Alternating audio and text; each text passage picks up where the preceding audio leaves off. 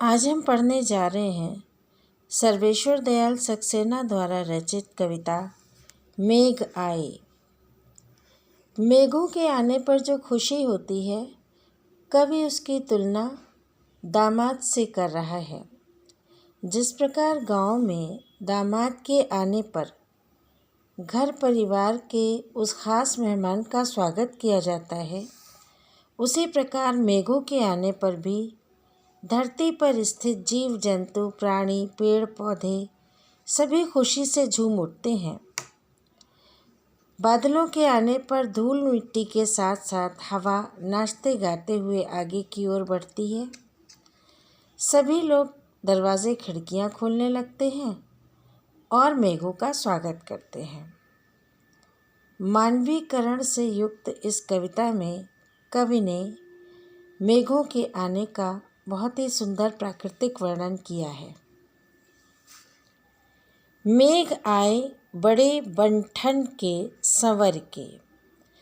कवि कहते हैं कि बड़े दिनों की प्रतीक्षा के बाद बादल, मेघ यानी बादल, बड़े बन-ठन संवर के आए हैं। अब बन-ठन संवर के मतलब ये है कि जब बादल आते हैं तो उनके साथ उनकी पूरी साज सज्जा होती है, यानी कि ठंडी हवा चलने लगती है ना।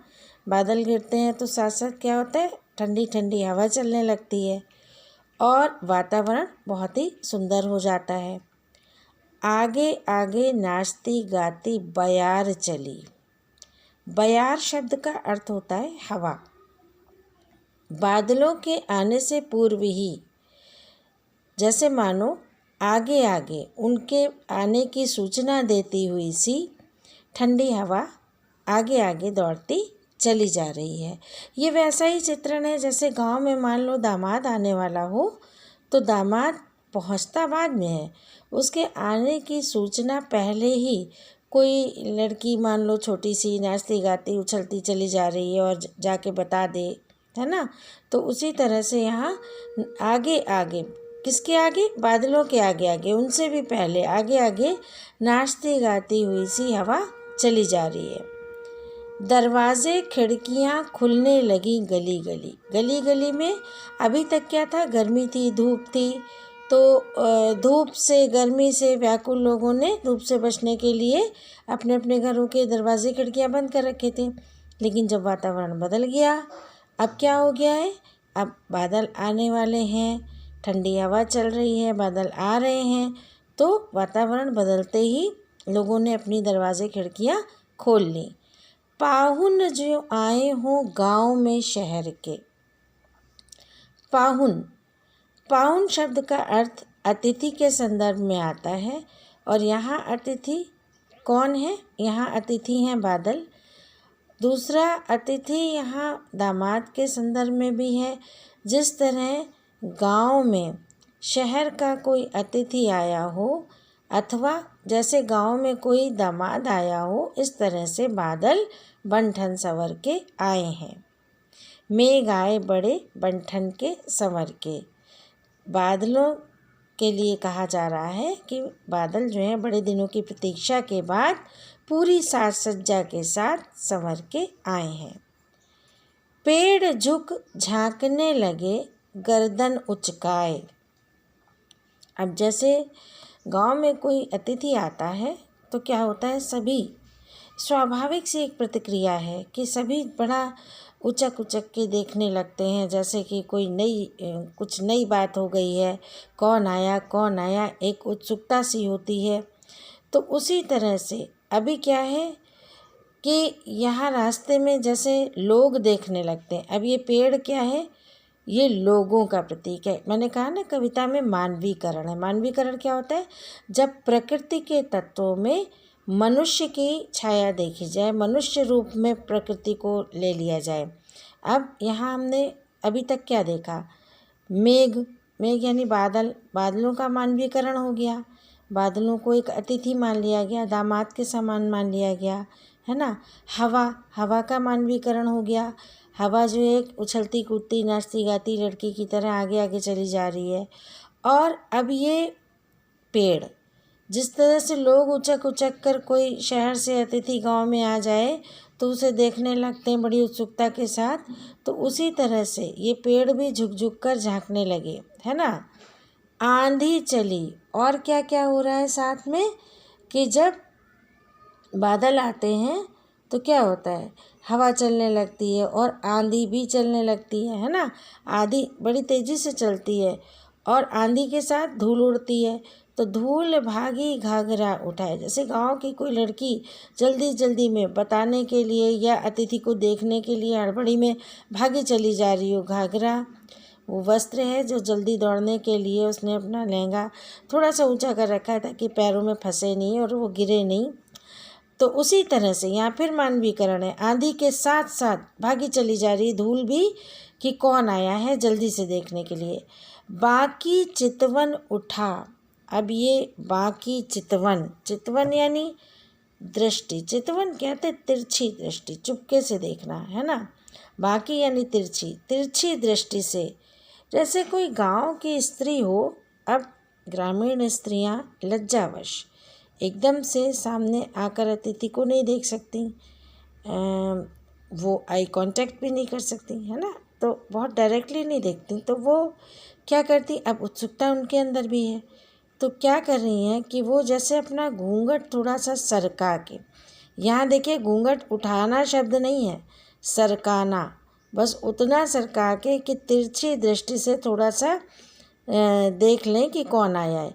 नदी का फिर मानवीकरण हो गया, नदी ठिठकी, नदी भी एक पल को ठिठक के रुक गई मानो। और जैसे कोई वो ग्रामीण स्त्री हो जो एक पल को ठिठक कर रुक कर घूंघट अपना थोड़ा सा सरका कर तिरछी दृष्टि से ये देख रही हो कि कौन आया है। मेघ आए बड़े बन-ठन के संवर के, बड़े दिनों की प्रतीक्षा के बाद बादल बन-ठन के पूरी साज सज्जा के साथ आए हैं। बूढ़े पीपल ने आगे बढ़कर जुहार ली, बहुत ही सुंदर दृश्य है। गांव के बाहर ही एक बड़ा सा बूढ़ा पीपल का पेड़ है पुराना, और जब हवा चल रही, आंधी चल रही है तो वो पेड़ थोड़ा सा झुकता है।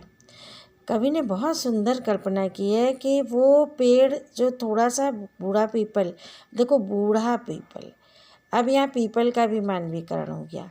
गांव में अगर दामाद आ जाए तो पूरा गांव उसका सम्मान करता है और उसके स्वागत में जुट जाता है। तो यह गांव के बाहर ही जो एक बूढ़ा सा बुजुर्ग जैसे कोई मिल जाए तो वो भी उस अतिथि का स्वागत करता है, अभिवादन करता है। जुहार शब्द का अर्थ है अभिवादन। तो उस बूढ़े पीपल के झुकने को भी कवि ने कहा है कि मानो वो भी उस बादल रूपी अतिथि का स्वागत कर रहा है। बरस बाद सुधिलिनी, बोली अकुलाई लता, ओट हो किवाड़ की। लता, लता बेल सभी जानते हैं, है ना। तो यहाँ बेल का मानवीकरण किया जा रहा है कि लता जो है वो एक ऐसी विरहिणी स्त्री है जो बादलों को अपना प्रिय मानकर उनसे शिकायत कर रही, उल्हाना दे रही है कि पूरे 1 वर्ष की प्रतीक्षा के बाद, बरस बाद, 1 साल बाद, 1 वर्ष बाद, सुधिलिनी, अब तुम्हें हमारी याद आई है। सुधि यानी याद, अब तुमने हमारी खबर ली है, अब तुम्हें हमारी याद आई है। ये व्याकुल लता, विरह से व्याकुल लता, किवाड़ की ओट से, किवाड़ के पीछे छुपकर मानो बादल रूपी प्रिय से कह रही है। हरसाया ताल लाया पानी परात भर के, पुरानी परंपरा है, गांव की परंपरा कि दामाद आए या कोई अतिथि बहुत दिनों की प्रतीक्षा के बाद आए तो उसके स्वागत में, उसके सम्मान में थाल में पानी भरकर उसके पैर धुलाते हैं। तो ताल जो है, छोटा सा ताल गांव का जो है, उसका मानवीकरण देखिए कैसे कर रहे हैं कवि कि ताल मानो एक छोटा सा कोई लड़का है, कोई युवक है जो परात में पानी भर के अतिथि के पैर धुलाने के लिए, स्वागत के लिए ले आया है। मेघ आए बड़े बन ठन के संवर के, बड़े दिनों की प्रतीक्षा के बाद बादल बन ठन के संवर के आए हैं। क्षितिज अटारी गहराई दामिनी दमकी, क्षितिज वो स्थान जहाँ धरती और आकाश मिलते से दिखाई देते हैं। क्षितिज रूपी अटारी है ना, वो गहरा गई है, यानी उस पर कालापन हो गया। क्यों? क्योंकि आकाश में कालिमा क्यों छा गई? क्योंकि बादल, घने बादल घिराए हैं अब और सब तरफ अंधेरा सा छा गया है। दामिनी दमकी, और दामिनी यानी बिजली, आकाश में बिजली चमक रही है। ठीक है। क्षमा करो गांठ खुल गई अब भरम की। धरती पर को मानो ये भ्रम हो गया था कि बादल केवल आते हैं और लौट जाते हैं, है ना, ये बरसते नहीं हैं। लेकिन अब क्योंकि वर्षा होने को है तो ये कौन कह रहा है? ये धरती कह रही है।